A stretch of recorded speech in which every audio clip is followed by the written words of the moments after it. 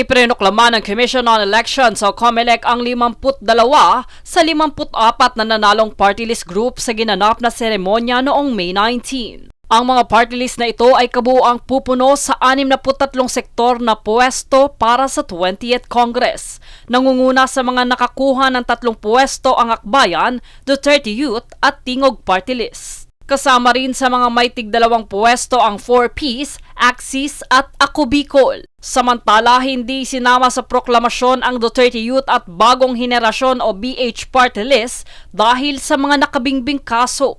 Ayon kay COMELEC Chairman George Garcia, hindi ito nangangahulugang natalo ang dalawang grupo. Anya, mas makatarungan na resolbahin muna ang mga kasong isinampa laban sa kanila bago sila opisyal na may proklama. Base sa bilang ng boto, may 3 pwesto sana ang Duterte Youth at 1 pwesto naman ang BH Party List sa mababang kapulungan. Paglilinaw naman ng COMELEC na posible pa ring maiproklama ang mga ito bago ang June 30 kapag naresolba na ang mga kaso. Gamit ang kanilang formula kung saan isinasagawa ang 2 rounds ng seat allocation batay sa porsyento ng boto ng bawat party list.